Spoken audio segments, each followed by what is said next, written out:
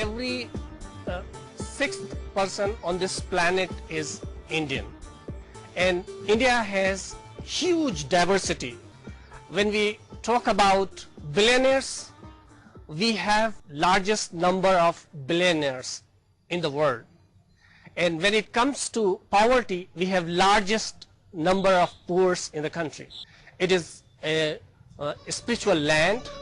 It is one of the fastest growing economies of the world. So it is a great learning laboratory for young American students who want to learn about public health in India or developing world. India is overwhelming. It's one of the most beautiful and striking places in the world, and at the same time you can see the most poverty, and because we're in a health course, you can see health problems everywhere. India Health and Human Rights Program provides this extraordinary opportunity to learn about public health systems in India with all social processes taking place in the country. Your exposure and your knowledge about health in India is just made into reality. India Health and Human Rights Program not only provides opportunity to our students, but it also, reciprocates local communities. The students in our programs, they have helped some local NGOs. They have done studies for organizations which will be used by the community.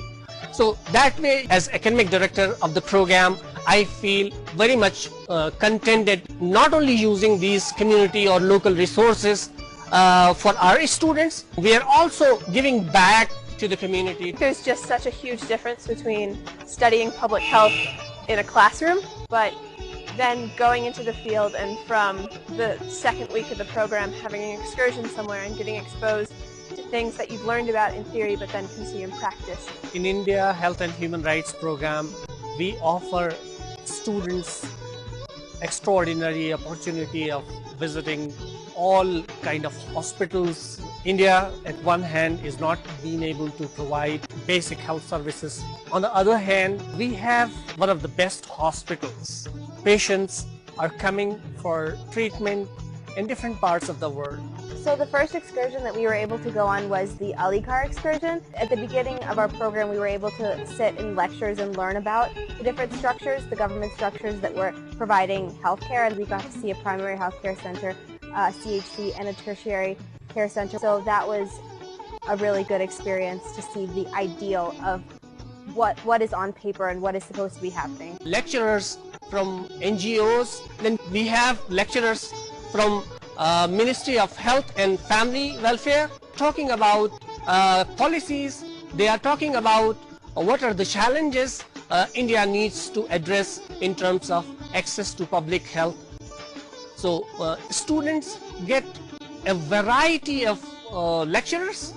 Students get a lot of opportunities to learn from these experiences, these classes, these field visits, and it provides an extraordinary environment of learning. Really wonderful part of this experience has been the true commitment and the passion of SIT staff. I don't think that I've ever had a group of teachers and advisors who have been more excited about the program, who've been more passionate about ensuring that all the students had a very good experience, learned a lot, and this extended from our Hindi classes in the morning to going on excursions with the staff.